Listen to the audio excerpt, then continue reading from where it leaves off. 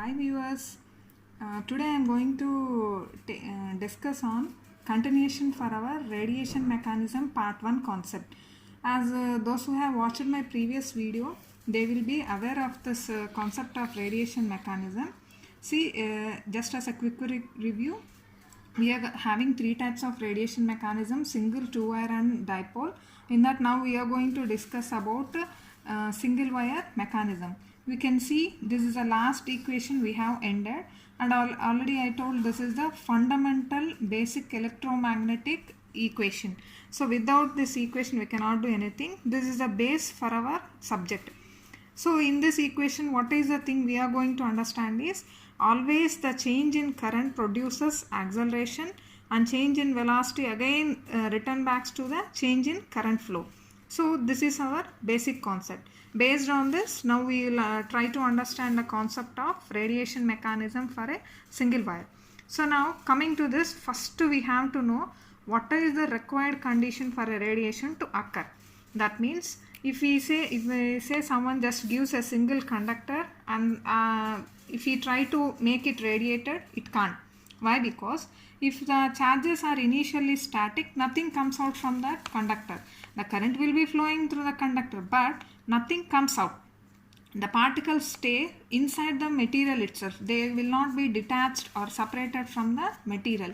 The thing what we have to do now is we need to make these charge particles move away from the material. That is our task. So for this thing to happen, what do we need to do? And how we have to design our antennas? How should we make the movement of charge particles? All these things we will see step by step. So now coming to first point, see here. So if there is charge movement, then current flows. This everyone of us knows. The negative tries to move towards positive, the positive trying to move towards the negative. This thing generally happening. Why? Because opposite polarities gets attracted.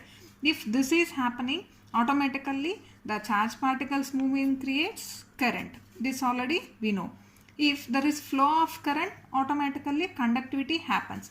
But that straight away cannot produce radiation. This point now we have to understand. See here, if charge is not moving, no current, no radiation. Right? This we know. No charge means, what this means? There is no flow of current. So if current itself is not there, we cannot produce radiation, right?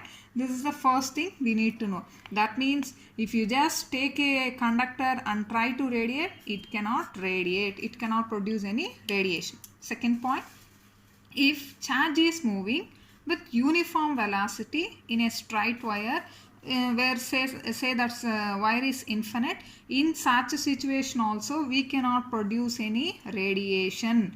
Try to understand this point. If charge is moving, this is second case. In the first case we said charge is not at all moving, that means no current. But here now the charge particles are moving, that means here some current is produced, right? But the charge particles are moving here with some uniform velocity. Uniform velocity means, how we can take an example. See, simply we are going to have a concept of a pipe. See, we can compare our pipe to a conductor. If we we allow the water to flow across this pipe. If you just leave the pipe, what happens usually? Say continuously with uniform velocity, the water will be flowing out. No change at all. Whatever the time you allow the water to flow through the pipe, it always sends out through uniform velocity. This type of situation cannot create radiation. That means there is no change in velocity, there is no radiation.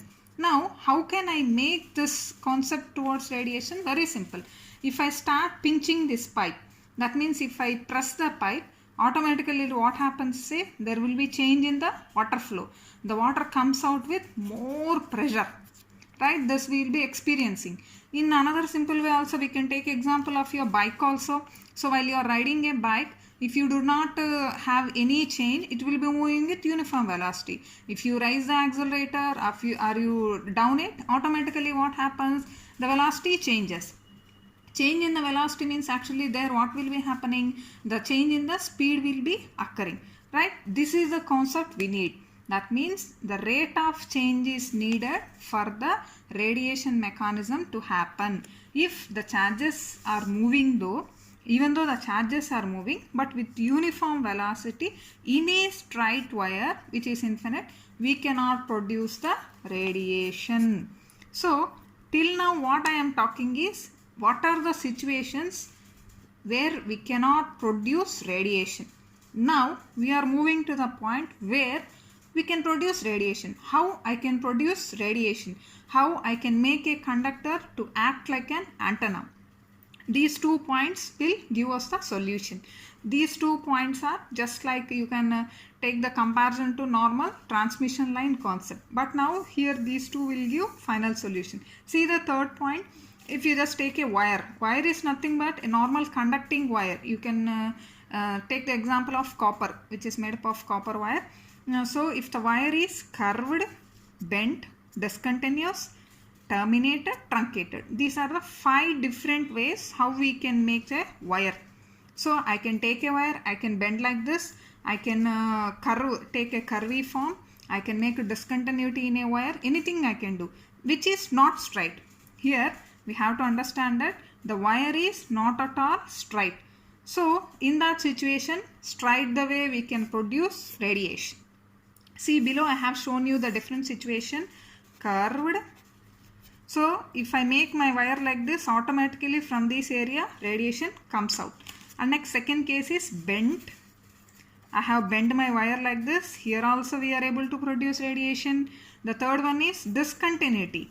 Discontinuous means what? The wire is not straight. In this case also we are able to produce radiation like this. The third one is nothing but termination. So in termination condition also we have terminated our conductor with to ground.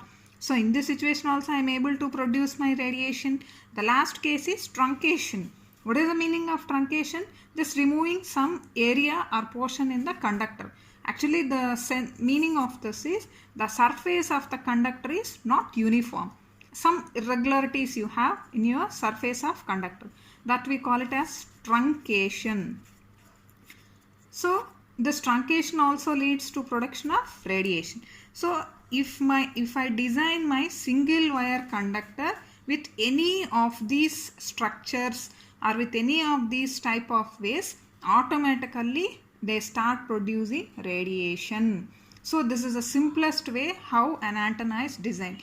You can observe in outside world also, see exactly very few antennas will be in straight way. Most of the antennas they will be taking the shapes of like parabolic shape or some different shapes. They will be trying to have horn shape or they will be trying to have a bowl shape in this way. The reason behind all these things is to produce effective radiation or better radiation. And some areas will be watching even straight antennas also. There is a small logic behind this. We may get a doubt. You are saying that all these structures only can produce radiation, but outside world, especially on cell phone towers, we will be watching the straight antennas. Yeah, that is also right. If my wire is straight, then there is one condition that we have to keep in mind. There, for straight wires, surely the charge particles should be in oscillating mode. That means the charge particles should be vibrating. If the charge particles are in vibration mode, then in that situation also we will be able to produce radiation. So to produce this radiation, our source should be surely AC. Never use DC source for antennas. Always use AC source. Okay. This is a way how we can use a straight wire for producing the radiation. Right. So for a single wire concept, this is a simple way how we can know about the radiation mechanism. By having any of these structure, we can simply have the radiation concept. Thank you.